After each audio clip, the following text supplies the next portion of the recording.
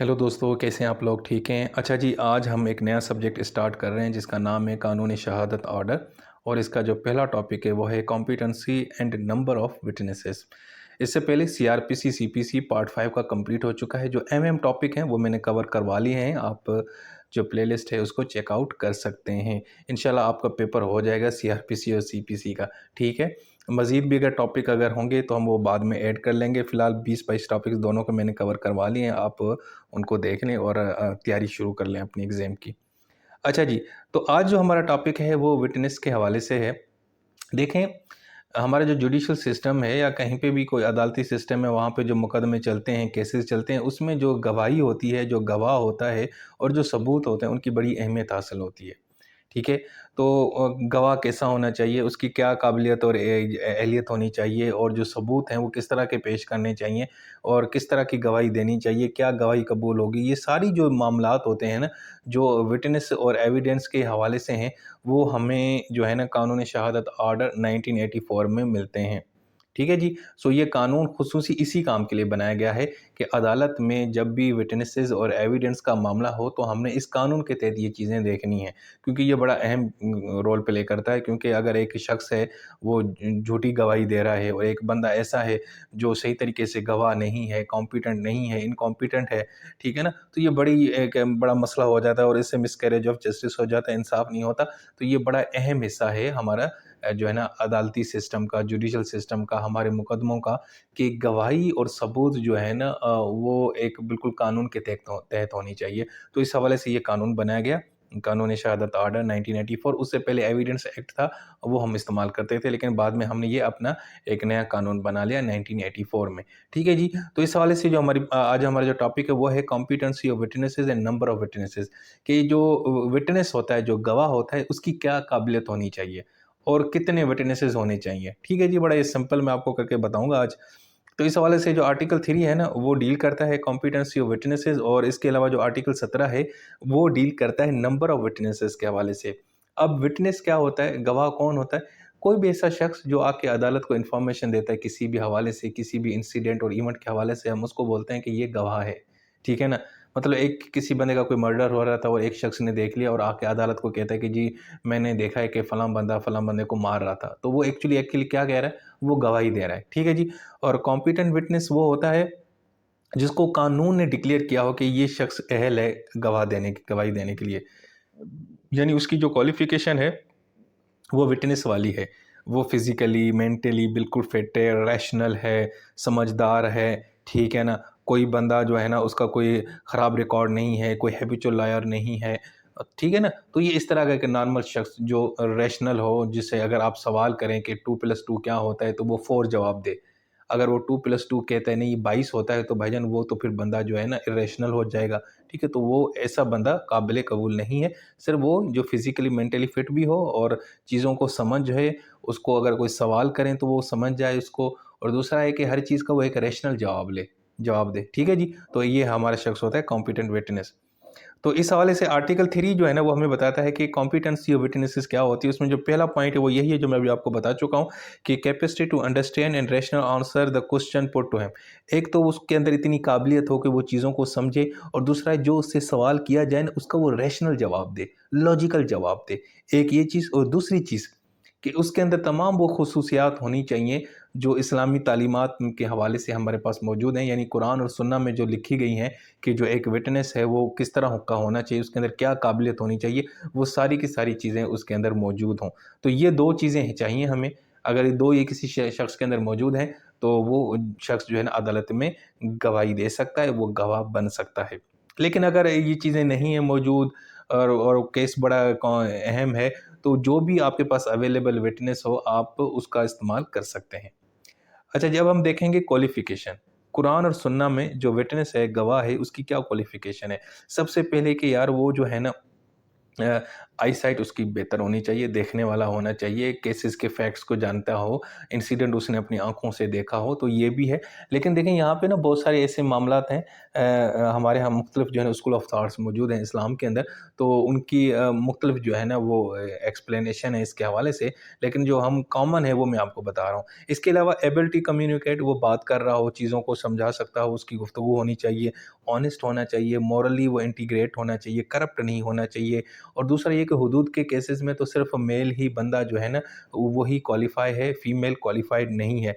दूसरा ये है कि वो उसकी कोई कन्विक्शन ना हो, ठीक है ना? अगर कन्विक्शन थी भी सही तो कोई मसला नहीं है। लेकिन अगर परजुरी और फ़ाल्स एविडेंस के मामले यानी झूठी गवाही देने के हवाले से अगर उसको सज़ा थी और उसने सज़ा काटी है तो वो शख़्स काबिल नहीं है गवाही देने के लिए। इसी तरीके से इंटेंशन उसकी बेहतर होनी चाहिए और अगर वो टेस्टिमनी दे रहा है, गवाही दे रहा है, तो उसकी इंटेंशन कोई बुरी ना हो। ये ना हो कि अपना फ़ायदा देखे या किसी को नुकसान पहुँचाने के लिए जो है ना गवाही दे रहा हो। और इसके अलावा जो उसका रिलीजन है ना, आमतौर पे तो जो विटनेस है ना उसका रिलीजन और जिसके खिलाफ या जिसके हक में वो टेस्टिमनी दे रहा है उन दोनों का रिलीजन एक जैसा होना चाहिए। अदरवाइज़ तो विटनेस जो है ना वो मुसलमान ही होगा, यानी कि यानी कि कुरान और सुन्नह की क्वालिफ़िकेशन के अंदर। इसके अलावा कंडीशंस फॉर गिविंग टेस्टिमनी, क्या कंडीशंस होंगी जब आप कोई गवाही दे रहे होंगे, तो उसमें सबसे पहले तो कंप्लेंट का होना ज़रूरी है। कोई प्रॉब्लम हो, कोई डिस्प्यूट हो तभी आप गवाही देते हैं। दूसरा कि अदालत के सामने गवाही देनी होती है, आपको फैक्ट्स की नॉलेज होनी चाहिए, आपने शहादत का वर्ड इस्तेमाल करना है, जो इंसिडेंट है उसको आप रिकलेक्ट कर सकें, उसको रीइमेजिन कर सकें, यानी कि आप चीज़ों को परसीव कर रहे हैं, आप समझ रहे हैं कि यार उस वक़्त क्या-क्या था। इसके अलावा जो पार्टीज़ हैं उनको आइडेंटिफ़ाई कर सकते हैं, ये आपके अंदर एहलियत होनी चाहिए। और दूसरा ये कि जो आपका क्लेम था ना वो कंसिस्ट हो, यानी जो बात अभी आपने की 2 दिन के बाद भी आप वही बात दोहरा रहे थे। ये नहीं थे कि आपकी बातें तब्दील होती हैं, हर दूसरे दिन 2 दिन के बाद या 2 मिनट के बाद, 1 घंटे के बाद, पहले आपने कोई और बात की, फिर कोई और बात की। तो भाई ये चीज़ एक्सेप्टेबल नहीं है। और एक और चीज़ होती है प्रॉक्सिमिटी ऑफ फैक्ट्स, के हुदूद और कज़फ़ के जो केसेस होते हैं ना उसमें ये होता है कि जो गवाह हो ना वही काबिल कबूल होता है जो इंसिडेंट के करीब था, यानी जहाँ पे ये जुर्म हुआ हुदूद का, तो वहाँ पे करीब रहता था। ये नहीं है कि वो शख्स जो है ना वो जो मिसाल के तौर पर किसी के अंदर चोरी हुई, थेफ्ट हुआ, वो लाहौर में हुई और जो गवाह है ना वो मुल्तान से आ रहा है, ऐसा नहीं होगा, ठीक है जी? यानी कि वो इर्द-गिर्द का करीबी हो, वो ज़्यादा दूर का बंदा ना हो, तो ये यानी कि कंडीशन है टेस्टिमनी की। इसके अलावा जनाब फिर जो विटनेस है उसकी एग्ज़ामिनेशन किस तरह होती है? यार देखो, अगर कोई शख्स ना किसी गवाह को चैलेंज करता है कि यार ये बंदा सही नहीं है गवाह, यानी उसकी काबिलियत, उसकी कॉम्पिटेंसी को चैलेंज करता है, तो फिर अदालत में जो प्रिज़ाइडिंग ऑफ़िसर है, जो जज है, उसकी ये भाई रिस्पॉन्सिबिलिटी है कि वो उस विटनेस की जो है ना काबिलियत को चेक आउट करे। ठीक है जी।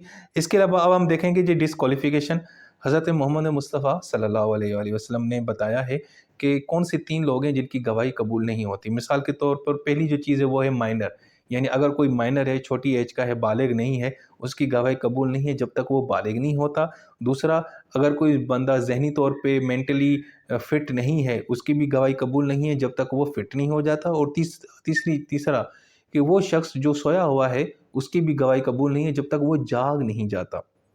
इसके अलावा फिर मज़ीद अगर हम देखें आर्टिकल 3 के अंदर हमें मज़ीद डिटेल में बताया गया है कि कौन से लोग हैं जिनकी जो है ना गवाही कबूल नहीं है, यानी उनकी डिस्क्वालिफ़िकेशन क्या है। सबसे पहले, अगर कोई ऐसा शख्स जिसको सवाल समझ नहीं सकता, अंडरस्टैंड नहीं कर सकता, तो वो जनाब गवाही नहीं दे सकेगा।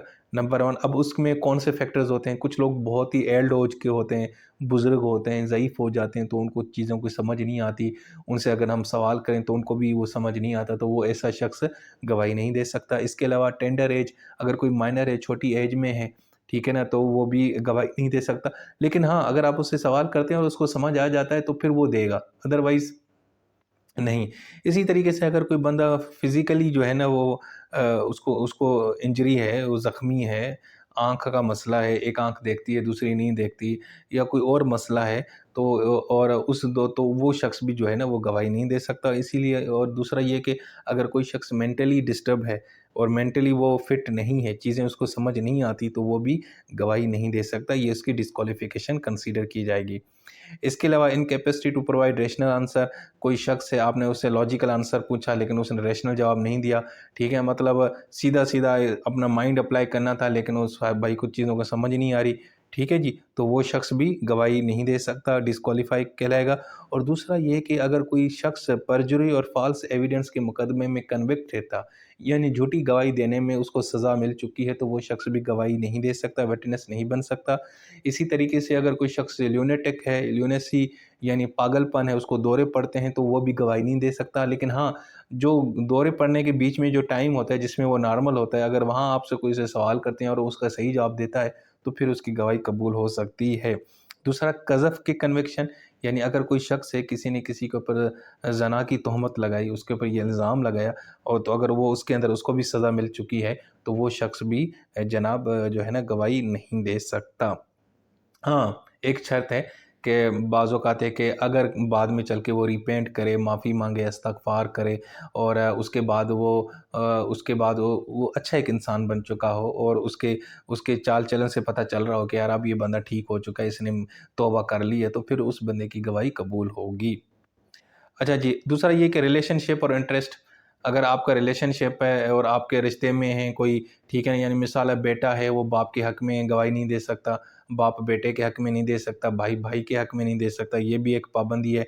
दूसरा ये है कि अगर कोई ऐसा शख़्स है जो बार-बार झूठ बोलता है, हैबिचुअल है, तो उसकी भी गवाही कबूल नहीं होगी। और इसके अलावा जो हुदूद के केसेज़ हैं वहाँ पे फ़ीमेल की जो गवाही है वो कबूल नहीं होगी, वो डिस्क्वालीफ़ाई ही कंसीडर की जाएगी। तो अब हम देखेंगे कि यार ये डिटरमाइन कौन करेगा? जो कॉम्पिटेंस है, वो विटनेस है, वो के किस तरह डिटरमाइन होगा? इसके हवाले से यार इस्लाम के अंदर एक कॉन्सेप्ट है तज़किया अल-शहूद, उसमें ये बताया गया है कि यार कोई भी जो शख्स है ना, जो विटनेस है, वो बिल्कुल प्यूरीफाई होना चाहिए, यानी बिल्कुल साफ़-सुथरा होना चाहिए हर लिहाज़ से। वो उसका कैरेक्टर बिल्कुल ठीक होना चाहिए, उसके जो अमाल हैं, उसका जो बिहेवियर है, लोगों से लेन-देन, वो हर लिहाज़ से वो बिल्कुल प्योर होना चाहिए। इस हवाले से ना 2 तरीके बताए बताए जाते हैं कि किस तरह आप जनाब ये ना यानी कि आइडेंटिफ़ाई कर सकते हैं कि ये बंदा जो है ना बिल्कुल सही है। एक तो ये कि ओपन इंक्वायरी करें, लोगों से पूछें, या सीक्रेट इंक्वायरी भी करके लोगों से पूछ सकते हैं कि यार ये वाक़ई बंदा ठीक है कि नहीं है, ये यानी गवाही देने के काबिल है कि नहीं है, ठीक है? तो ये एक कॉन्सेप्ट है इस्लाम के अंदर, कॉन्सेप्ट ऑफ तज़किया अल-शहूद। अच्छा जी, अब हम देखेंगे competency of child, deaf, dumb और ल्यूनेटिक और एज ए विटनेस। यानी आर्टिकल 3 में ये लिखा हुआ है, जो बच्चा है ना वो एज ए विटनेस गवाही दे सकता है, अगर उसको चीज़ों की समझ है, अगर आपने उससे सवाल किया वो सही तरीके से जवाब दे रहा है, नंबर 1। नंबर 2, अगर कोई शख्स डीफ है, डम्ब है, ल्यूनेटिक है, तो वो तो वैसे गवाही नहीं दे सकते, लेकिन अगर वो सवालात को समझ रहे हैं, यानी जो डीफ है, जो डंप है, जो लुनेटिक है, वो आपके सवाल को सही तरीके से समझ रहा है, वो सही तरीके से जवाब दे रहा है, तो फिर उसकी भी गवाही कबूल होगी। ठीक है जी, ये भी एक चीज़ थी। अब हम देखेंगे कि नंबर ऑफ विटनेसेस, आर्टिकल 17, ये बड़ा अहम है। या देखिए जो हुदूद के केसेज़ हैं ना, उसके अंदर मुख्तलिफ नंबर ऑफ विटनेसेस चाहिए और हुदूद के केसेज़ में फ़ीमेल विटनेस नहीं होता, सिर्फ मेल होता है। मिसाल के तौर पर अगर किसी ने चोरी की है, तो उस केस के अंदर मिनिमम 2 एडल्ट मुस्लिम मेल, यानी 2 adult plus Muslim plus mail. और जो ज़िना का केस होगा, उसके अंदर 4 एडल्ट मुस्लिम चाहिए। और इसके अलावा अगर कोई कज़फ़ का मामला है, यानी कि किसी के ऊपर आपने तोहमत लगाई, ज़िना की, तो उसमें सिर्फ 2 एडल्ट मेल मुस्लिम जो हैं विटनेसेस, वही काबिल कबूल होंगे। और दूसरा ये है कि ऑफेंस ऑफ ड्रिंकिंग, यानी किसी के ऊपर शराब का इल्ज़ाम है और वो शराब के इल्ज़ाम में पकड़ा जाता है, तो उस हवाले से भी जो है ना सिर्फ 2 एडल्ट मुस्लिम मेल है ना, उनकी गवाही मानी जाएगी। उसके बाद हम देखेंगे जो नॉर्मल है क्रिमिनल केसेस में, वहाँ पे 1 मेल और 1 फीमेल इनफ है। और इसी तरीके से जो फाइनेंशियल में जो मैटर्स होते हैं, लेन-देन के मामलात होते हैं, उसमें जनाब 2 मेल विटनेस चाहिए, या फिर 1 मेल हो या 2 फीमेल हों, ठीक है? ये 3 हो जाएँगी।